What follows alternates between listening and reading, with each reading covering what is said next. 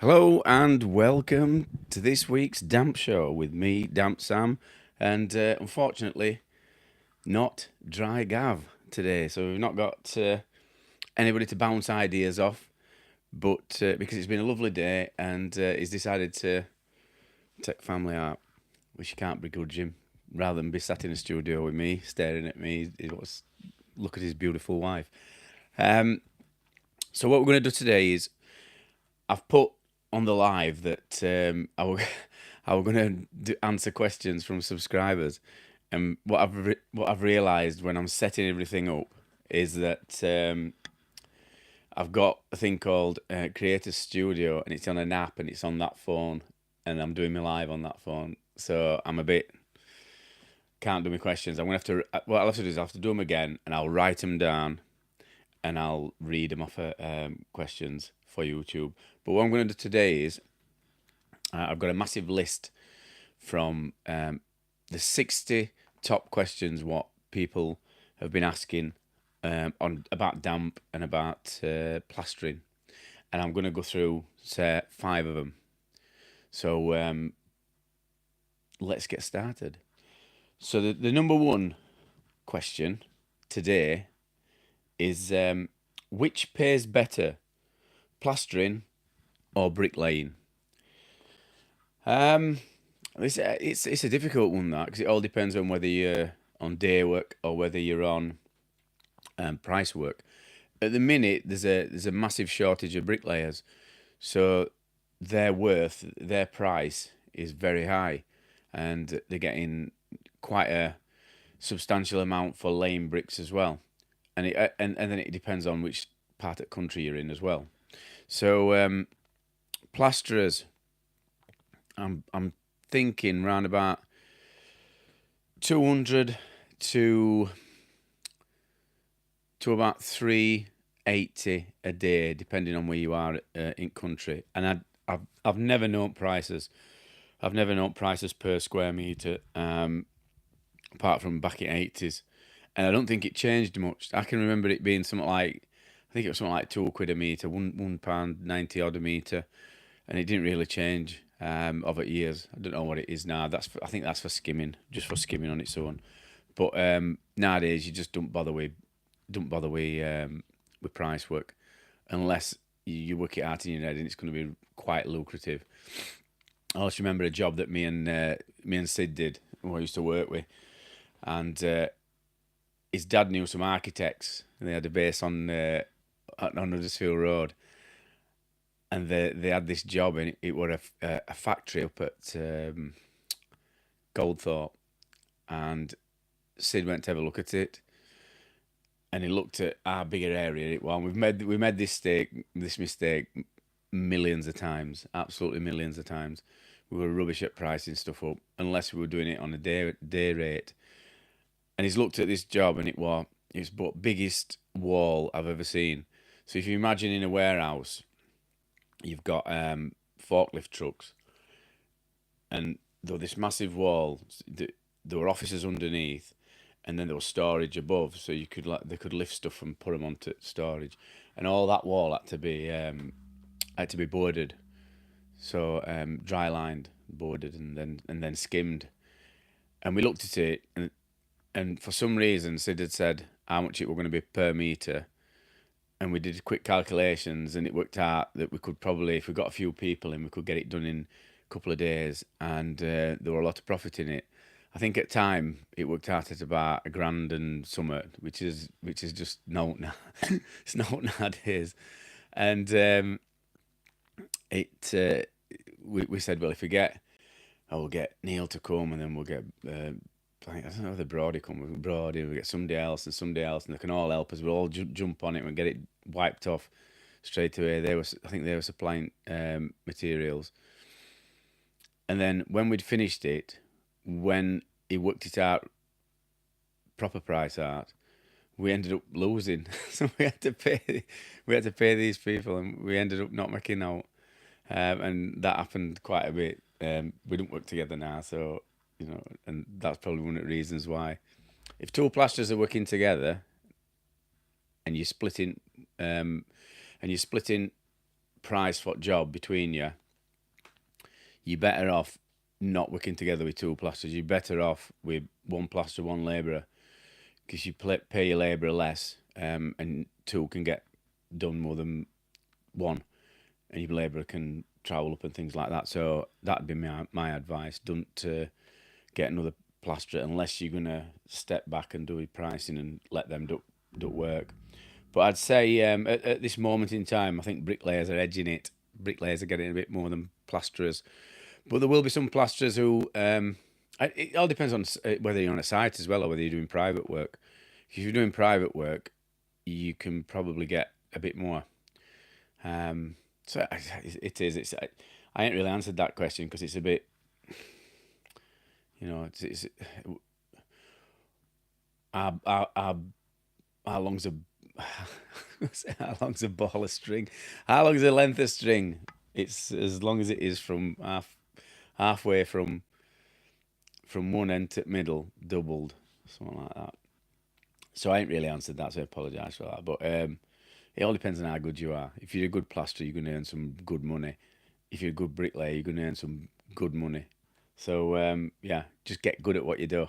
Get good at what you do, and you'll always make money. So number 2, how long until you can paint on wet plaster? You don't paint on wet plaster. That's like a no. It's a question's wrong. You don't paint on wet plaster. You wait until it's dry. I think that's what they're saying. I think what they're saying is how long is it before you can paint after a wall's been plastered? Again, depends on a couple of factors. If it's just skimming, it kind of depends on time of year, weather conditions, is the heating, is the ventilation in property. But when we do damp proofing, I'll say, and it's fast system that we put in. So we put in boards and then we skim boards. I'll say get about 4 to 5 days and it'll be dry and you'll be able to paint on it. And always prime it first. So put a primer on first. Your primer can either be watered down paint, water it down something like 4 and 1, 3 and 1, and then put your 2 coats on top. Or you could use a ready-made, what's called size. So basically, it stops paint from sucking in, or I'm wanting to say sucking in. What is it? Absorbing in too fast, and then you're having to put coat after coat after coat on. So always use a size. So yeah, again, and if it's sand and cement that you've skimmed onto, it's going to take even longer for it to dry out. And if it's a browning, or if it's a backing coat that's a wet backing coat, it's going to take a lot longer. And these are calculation. I think they say it's foot thickness. It's so many mil and so many square meters for so many days, but it's a load of rubbish, that, because it all depends on conditions inside your room. If you've got a radiator on full blast, it's going to dry out really quickly. If it's as hot as what it was a couple of days ago, like 30 odd degrees, again, going to dry out really quickly. If it's windy, if there's no windows in and wind's blowing through, it'll dry out really quickly. But it'll also do something like called pattern staining, and you get like this like crazing effect. And I've had it a lot of times when we've been doing sites and windows haven't been in. So they've said, get them skimmed, just leave reveals off. You can skim walls. You just do a strip down half at reveal, and then you can do it rest once windows are in. Because they're pretty impatient builders, that's what it is. So I hope I've answered that question for you. Number 5. How do you plaster a ceiling? Right, so for plastering a ceiling, this is what you do. So I'll take you through 2 types. So you can board a ceiling, and if you're skimming onto board work, this is how you do it. This is how you do it. This is how you do it. You board your ceiling, obviously. Use screws into joists, not nails, because you tend to get poppers with nails. Screws fix a lot better. You tape your joints with what's called scrim, or fibre tape, and it's these days it all tends to be self-adhesive scrim. So you just unroll it. It's like a bandage, and it's a strip, and you do all your joints. And if you've got boarded walls, you do right corner as well, and that stops your joints from cracking once it's been plastered, and stops it from cracking in corners once it's been plastered too. You then mix your stuff up. So you mix your finish up, and different plasterers like different thicknesses of finish. Everybody has different preferences. I have different preferences on depending on how much I'm doing. So if I'm doing like a big area I'm mixing a massive bucket up, I might mix it just a touch thinner so that it's not getting really thick. If it's only a small area I'm doing, I like it a bit thicker because I know it's going to dry out a bit quicker. But now they've fetched a fast setting plaster out, so it's by gypsum, British Gypsum, and rather than taking 180 minutes to set, I think it takes a lot less. So not a normal set on a plaster. So once you've mixed it up, put it on ceiling. They say that it's like 3 hours, but it's normally around about 2.5 hours. Sometimes it hangs longer, sometimes it goes off quicker. So what you do is you get your. This is how we do it. We don't use a spot board. We get it out at bucket. I used a spot board years ago. It takes up too much room in place where you're working. For me, you're forever cleaning it. Takes up too much room in van. So we just get it straight out at bucket with a keller. What's called a keller, which is like a little. It's like a squarish trowel with a handle on it. Get it straight out onto your handboard. I have a massive handboard. It's a Dryliners handboard by Marshalltown. People see it and they think it's heavy. It's not. It's not heavy. It's well balanced. It's really thin, and I imagine it's when I think plasterers look at my handboard and they think it's going to be really heavy. And I've put too much stuff on, and it's not. Trust me, it's not heavy. Get one. There's less mess, less stuff dripping on floor. That's why I have a big handboard. These little postage stamp things. What's point in having them? You know, I get like two trowelfuls on, and then you're having to fill it up again if you're ever bending down. So you put it on your handboard, and this is how I was taught at college. So you'll start in one corner. So you go over into that corner, and then you'll pull into the middle, and then down that side you just put a bit on all the way down if there's any gaps. So you've got like a nice strip into the middle, and then you do a trowel width at the side of it, and then you pull again into the middle, and then you carry that on all the way to end of your room. So trowel width, trowel width, trowel width, trowel width, to same pull. So it's going to be roughly the same place every time. And what you're trying to do is you're trying to pull as far back as you can, and that makes you quicker. Um, if you want, once you've got to end, if you wanted to just make that, do another strip so it's all exactly the same length all the way on. That's where I sometimes go. I think it's a bit of OCD, so I'll just pull it all back in, and then you go. You can either go in that corner and pull in, or you've normally done that. So you've normally done that strip. And a good plasterer, if room's just a normal size, it's not like a massive one, you can normally reach around about halfway. So then if you go on to the other side, you pull in halfway, you've more or less got it. If it's a bigger room, what I tend to do is I go all the way around outside, and then you can fill middle in. Or you can, I did make my extension on the my big kitchen extension ceiling. I did that in kind of different drags. So I pulled in as far as I could, flattened it off, put second coat on, troweled it up, and then went on to the next bit and did that. So I did it in like sections. So because it's a big top, a big kitchen ceiling, I split it into like 3 ordinary size ceilings. So I did one square, and when that were kind of nearly going off, and then I did other one, and then nipping back to that, just finish it off, then next and then next and. So you get like a system. You do it symmetrical, square. You get a system. Make sure everything's neat and tidy, and always clean your trowel. So that's what you do. So and then you put one coat on, all the way around, and then you flatten off. I use a different trowel, so I use a hard steel trowel to put on with, which is what we call broken in. It means it's sharp. You've used it for years. And then I use a different trowel for flattening off, which is about 18-inch, big one.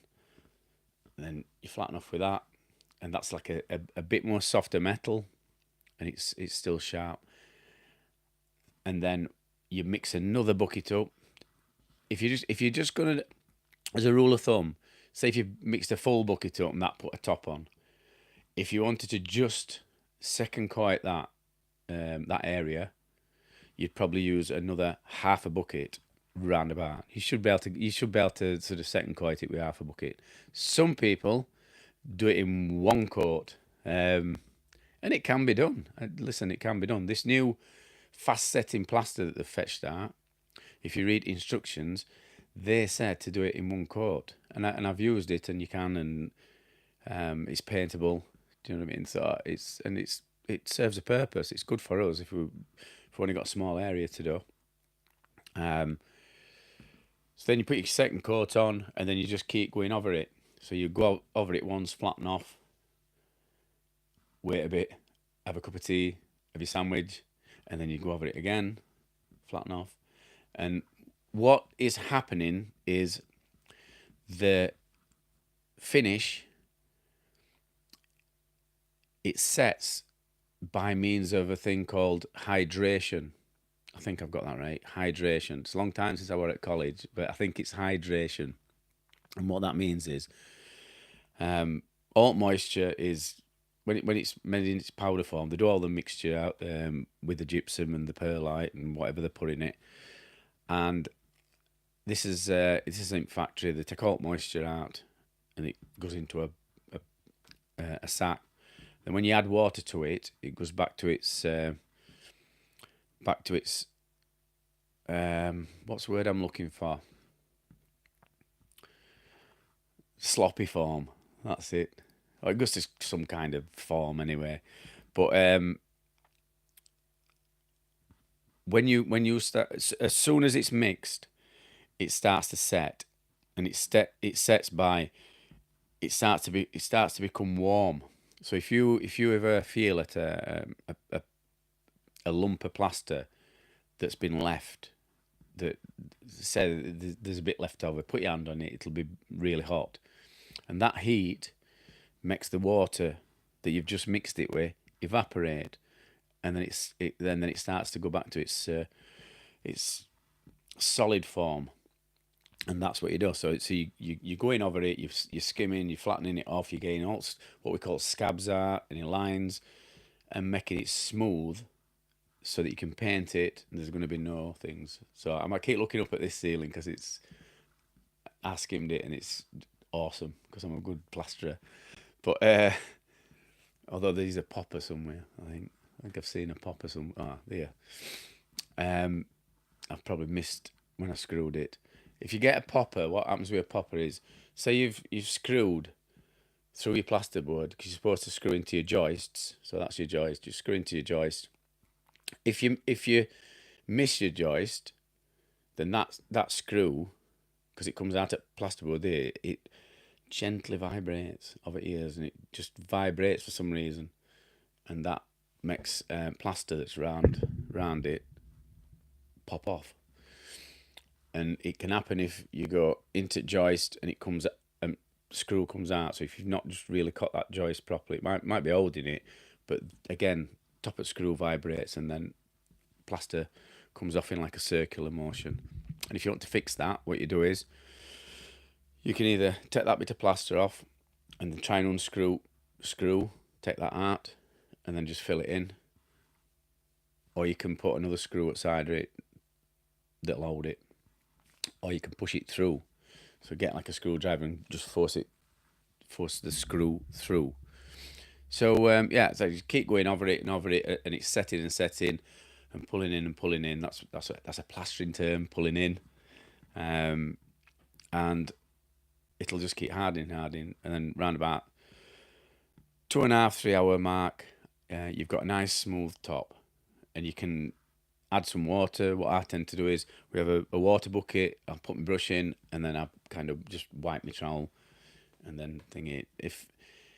If you want, some plasters use, well, I've seen some plasters use a brush, and I've seen some plasters use like a like a mist spray thing, and they go and then spray it on. I've never used that, but I like a brush. I like to use a brush because I'm setting my ways. In fact, I ought to do property that I've got that I'm just renovating at minute. I was ripping kitchen out, and there's one of them mist things, and it's a beauty. So I might just have a go with that. But the reason why I like to have brush in my hand is because I like to clean my trowel regular. Because if you're using your trowel and back gets, this is a technical term, this, if the back of your trowel gets shitted up, it's a technical term, that means all finish on it, then there's a chance that when you're looking up and you're doing your ceiling, it's going to get it in your eye. So always clean back of your trowel. Good spreads, clean back of the trowels, and keep the work area as clean as possible.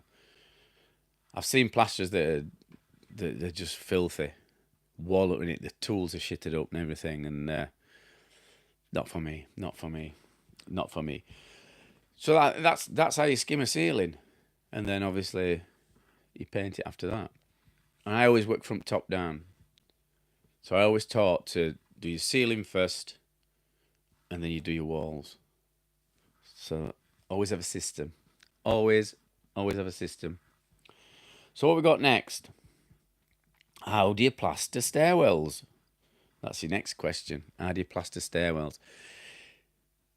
Well, I'll tell you, worst things that I hated when I was plastering, when I was just solely plastering and not earning money as a damp proofer and everything else I do. I hated stairwells, plastering over Artex, and I hated kitchens and bathrooms. And they were for different reasons. So stairwells were because they were just so awkward. They were awkward to sheet up. It's not as bad now because you've got carpet protectors and what you can put on stairs and stuff like that. Probably had them back in the 80s, but they'll have been a fortune, and not all builders merchants sold them because there weren't a massive demand. I used to get dust sheets that were specifically made for stairs, like a beige colour, and you'd put them on your stairs and fit them in and that. And then you'd walk up and down a few times, and they'd snag and they'd pull away, and it's stressing me up thinking about it. It's just a nightmare, And then kitchens, because these were like twill, these sheets that we had with the cotton twill. We used to cover units, like wall units, and then we're having to put lump hammers on top, so they drape down and cover units and stuff, because you're going to be skimming the ceiling now, scraping down Artex. I'm getting stressed up just thinking about it. I'm just glad I don't do it now. I'm glad I don't do it, because back then I'd not worked out my terms and conditions and things, and I'd go in and I'd just do everything, and then you'd have to clean everything up at end. Whereas now, as terms and conditions say, we're going to be knocking plaster off. If there's out that you think that might get damaged, get it out of the way. Get your carpets up. You do this. We we're damp proofers. We've come to do damp proofing. We ain't come to clean house. So or move furniture. We're not insured to do it. So it's just one of them things. You order that bit. But when you're young, you do everything, and you feel like you've got to do everything. So you're sheeting everything up. I had a Hyundai Pony, smallest pickup you've ever seen in your life. No cover on back. And bag of dust sheets that I had used to take all the room up in back. But massive bag of dust sheets, massive set of crates because it was a stand-on crates that we'd not got what they call hop-ups. We'd not got them. I call them trestles. I hate that word. Hop up. I worked with a guy in London. He were labouring on me, and we were working on a site. And he used to pick him up on a morning, and he used to, all right, Sam. He used to talk like, all right, Sam, have you got the app? App? And I was like, it was like people just going like that with the fingernails down a blackboard. Can we say blackboard now? Is it chalkboard? It's chalkboard. Can't say blackboard, can we? Chalkboard. All right, Sam, you got the app? And the other thing he used to say is he used to call my handboard, he used to call it a hulk. Get the hulk in the app. And I was like, I could have got him and just strangled him. And I was stressed up at time because plastering is quite stressful. And I've note against your Cockney people, but it's an handboard and it's a trestle. End of. If you think it's all different, put it in comments and tell us. Put it in comments and tell us. What words don't you like? Oh, I can remember a question off of YouTube.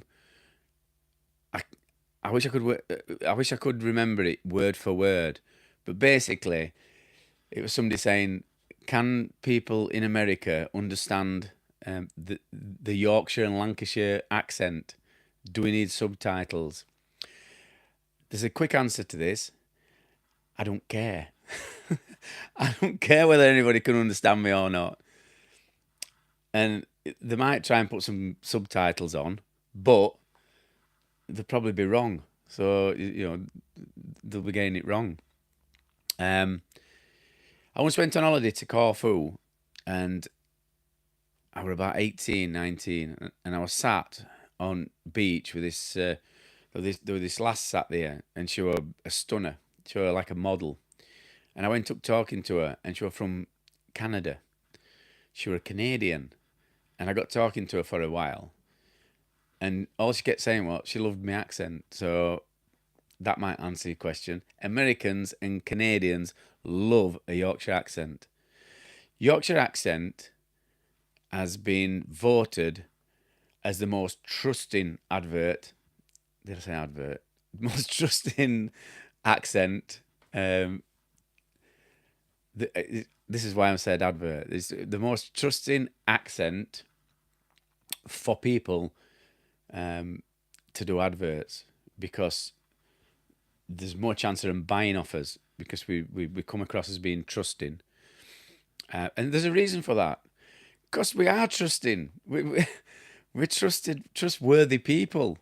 Up Yorkshire, everybody has, some wrong uns, but Yorkshire people are trusting. You come up here and people will talk to you. You're on public transport, you're in town. We'll say morning, we'll say evening, we'll say, are you all right? All right, pal.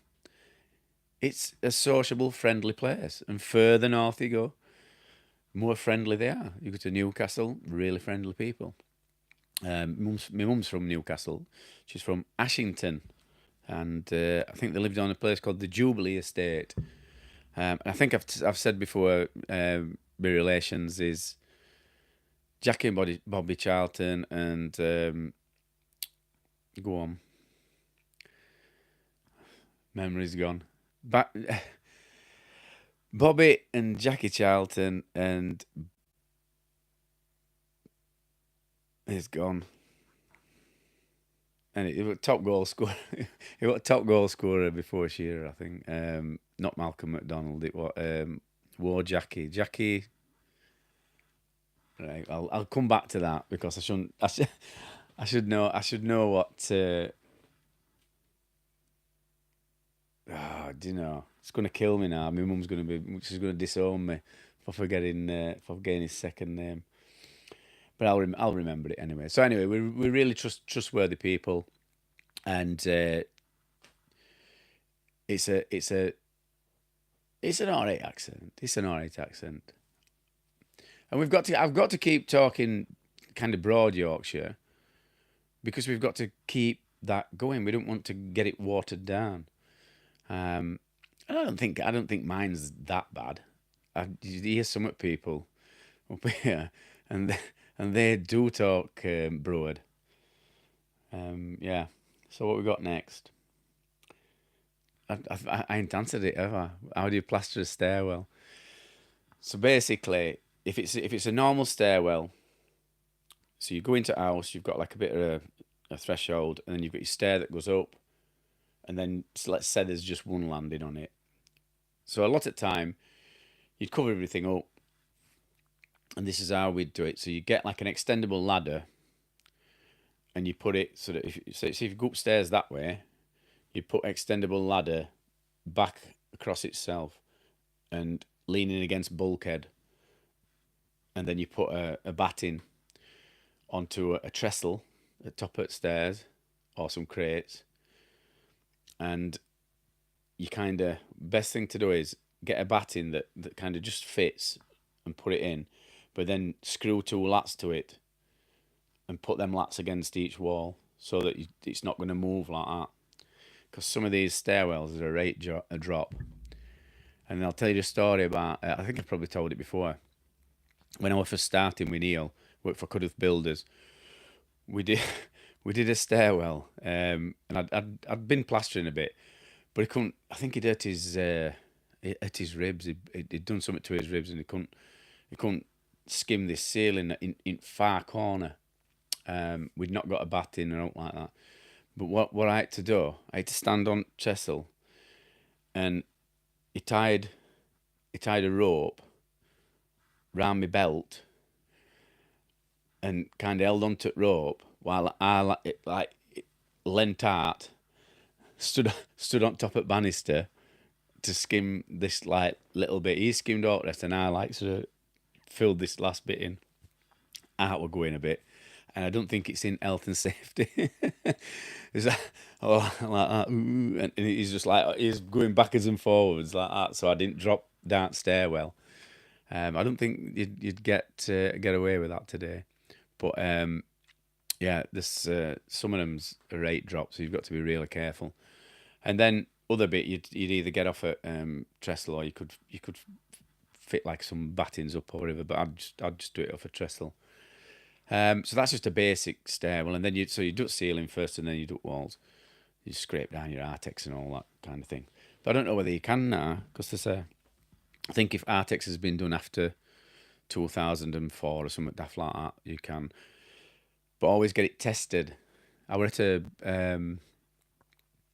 survey the other day, and when I went into property, the woman, no, it weren't. It was guy that were buying it. He'd got a guy in, and he were taking samples and all Artex, find out whether it got asbestos in it. But amount of Artex I've scraped down, probably end up with something like that. So that's how you skim a stairwell. How do you plaster the ceiling in a room with furniture? Right, so this is going out to all your plasterers out there. What you need to do is kind of grow a pair of bollocks if you're doing private work, and then set up people. I'm not doing job unless room's cleared, and that's the easiest thing to do. I'm not doing it unless room's cleared. Don't try and enter into race at bottom, undercutting everybody so they get it for now. If they want you to do that job, if you've got a good name, and they want you to do that skimming, you tell them alt furniture out, or we're not responsible for if there's any damage. If there's any damage, it's not our fault if you're leaving your furniture in. But what you do is, alternative is this. So you set a customer, get as much stuff as you can out, so then put it upstairs in other rooms, all little stuff. And if there's certain things they can't get out, like it's usually a settee, so the settee and a chair. So it might be settee and 2 chairs. So what you do is you put your settee into the middle of the room, and then you get your chairs and you turn them upside down and put them on settee, so there's just one long thing there. And then you put a cover over it, and then you work round it. So you pull in from edge, pull in from edge, pull in from edge, all the way around it. You can normally, off a trestle, you can normally lean and stretch over it, or you can do it other way. You can put your trestle in front and go forwards, just to skim that middle bit.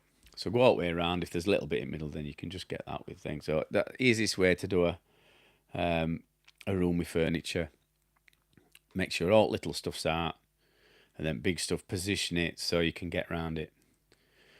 I've done loads and it's a nightmare. It's an absolute nightmare. So plasterers will be familiar with doing a 24-hour shift. I call it a 24-hour shift anyway. So your 24-hour shift is this. You go to work, you've got loads of skimming to do, and that stresses you up anyway. And then at night you go to sleep, and then you dream about plastering. so you've already done one shift, skimming, you've got home shattered, and you're that tired, you go to sleep, but because you're dreaming about plastering, you're waking up all the time, and you wake up tireder than when you went to bed. And that's your 24-hour shift. There you go. What we got next? What are the best tools for plastering? Well, it'd help if you had an handboard and trowel. It all depends.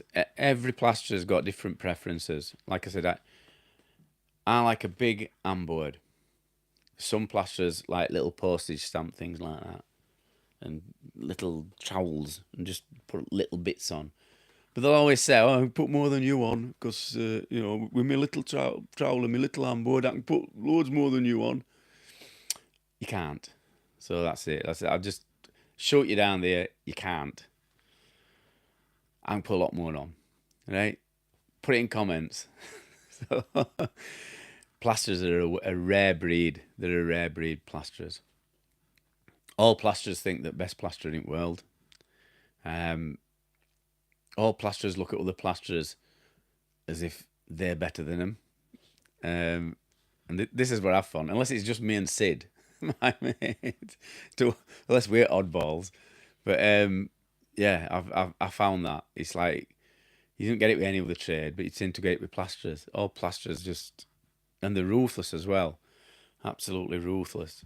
Like, you get more trolls of plasterers than any other thing. I think it's because they're that bored waiting for stuff going off. They're sat there on the phones, and I'll just look on YouTube and troll somebody. Or it's Facebook, let's troll somebody on Facebook. Yeah, so they all have the different styles. So I've got a mate who... like I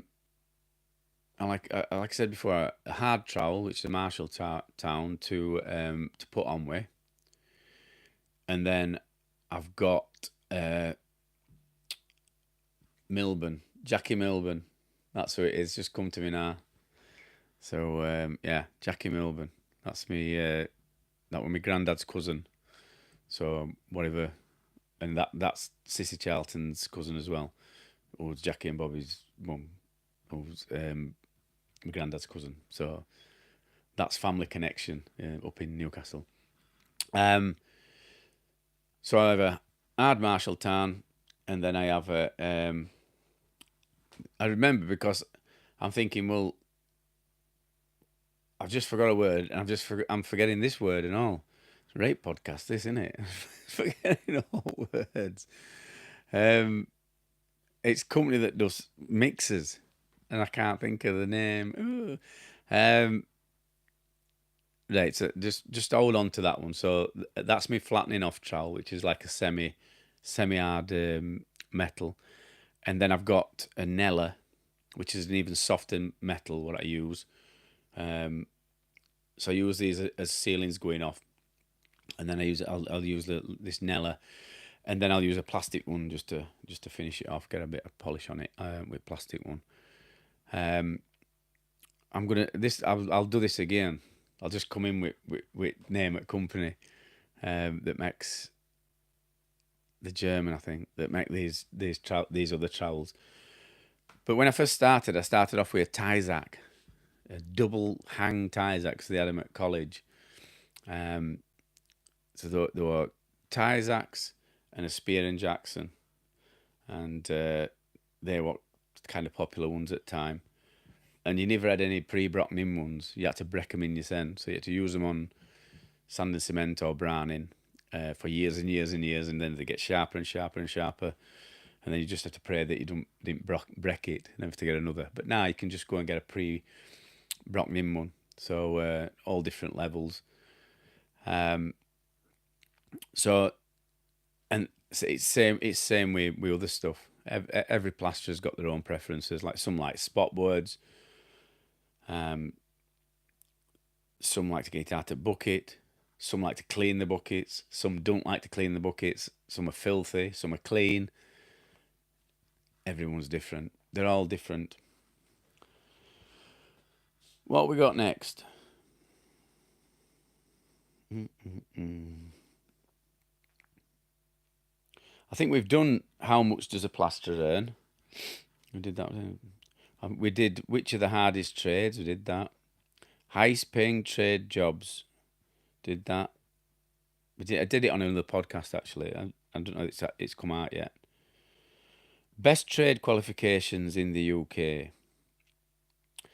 Right, I'm going to have a bit of a rant now because I started off with the CITB, and that's not to do with children's television or ITV or all like that. It is the Construction Industry Training Board, and we were the second set of apprentices at Barnsley College on the CITB scheme. Pre year below us, it was YTS. That was like a different government scheme, but it was YTS. And CITB started out as a brilliant organisation, and it was fit for purpose. And I sort of went through, did my city and guilds. I think it's changed to a NVQ now, but city and guilds were a really good qualification to have, recognised by all companies. If you had a city and guilds in plastering, I did my city and guilds craft, which were a 2-year one, and then I did my city and guilds advanced craft, which involved fibrous plastering and things like that, and older ways of plastering. So doing screeds and stuff. It's all been updated now, but stuff that you just thought you wouldn't never use, but we did. And nowadays they're a disgrace. You're a disgrace, CITB. You're a disgrace. Terrible, absolutely terrible. They hang on to the money. They don't give it to employers. You've got to beg, steal, and borrow to get these grants. They don't do specialist grants. The PCA set up a training scheme, probably one of the best in countries for damp proofers, really specialist. Any apprentices that went through it will end up amongst the elite damp proofers, timber treatment people in England. They'll be amongst the elite. The training is second to none. They've got their own premises. They do everything. CITB started out helping them and gave them some funding.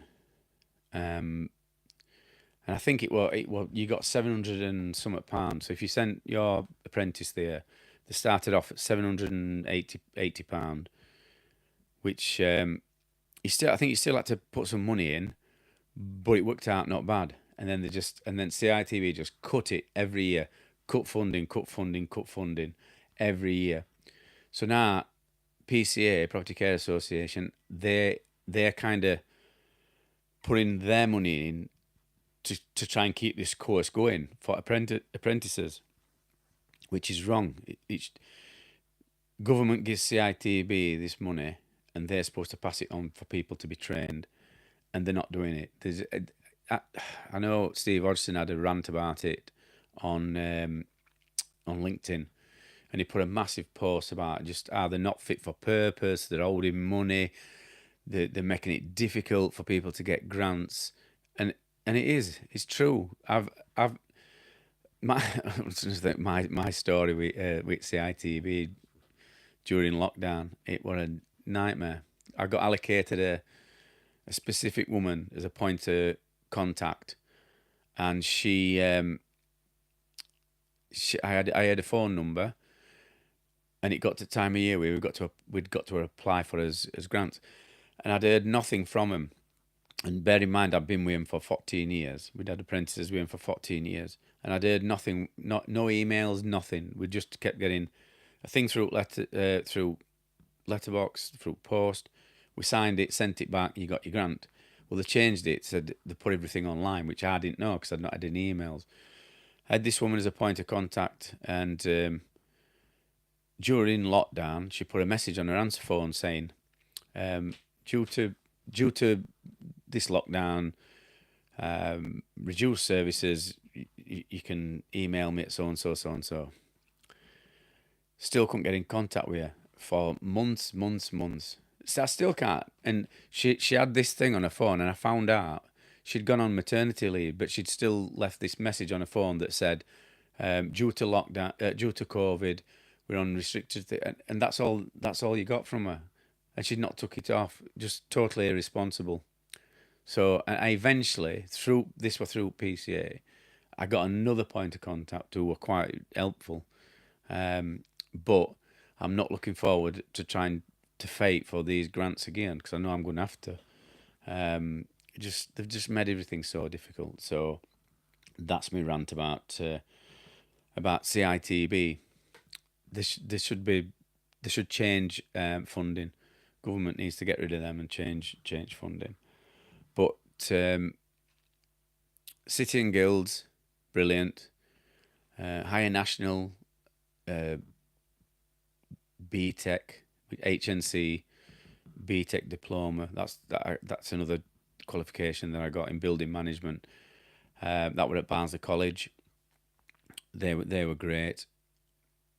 I said PCA's got courses, and you can do their surveying. You can do their surveying exams, which I did in structural waterproofing and in remedial treatments. It's got a different initials now, but recognised all throughout England. Recognised through the with the banks.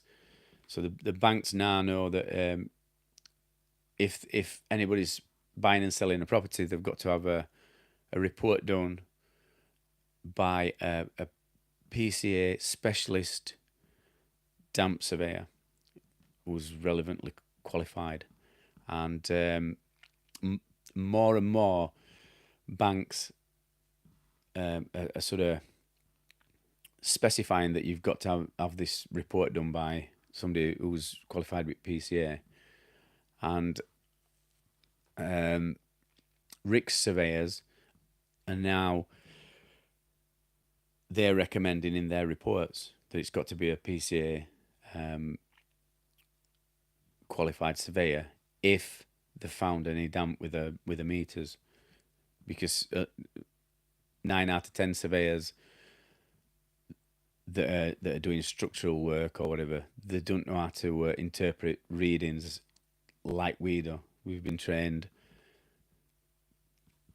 to recognise all signs of damp, and a lot of us are quite experienced as well. We all sign up to continual professional, continued professional development (CPD). A lot of companies do it, but I'm signed up to it, so I have to keep going on courses, do reading, and keep on top of all latest things. So it's not just going and doing course and passing your exams. You've got to carry on keeping on top of things, keeping on top. So continued professional development. So I think I'm going to do one more, and then I'm going to start wrapping up, because I'm not doing a long one today. So what are the hardest trade jobs? Best trade qualifications in the UK. How to get new jobs as a tradesman in the UK. Right then. So when I first started, what you had to do is you had to advertise in Independent, which is a local newspaper, and they charged you per word, and it was very expensive to for how much you were getting for your jobs.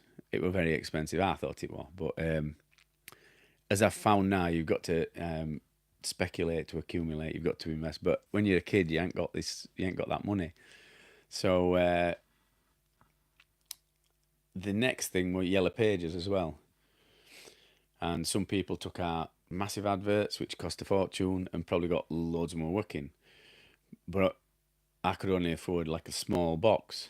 So back then, when I were plastering, all I had were this advert in Independent and this advert in Yellow Pages that people might see and ring. But if you weren't on first page, very rare that people would ring you.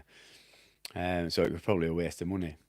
But nowadays, the best way to, I mean, there's word of mouth as well. So word of mouth, if nobody knows what you do, if you've not told anybody what you do, it's falling on deaf ears.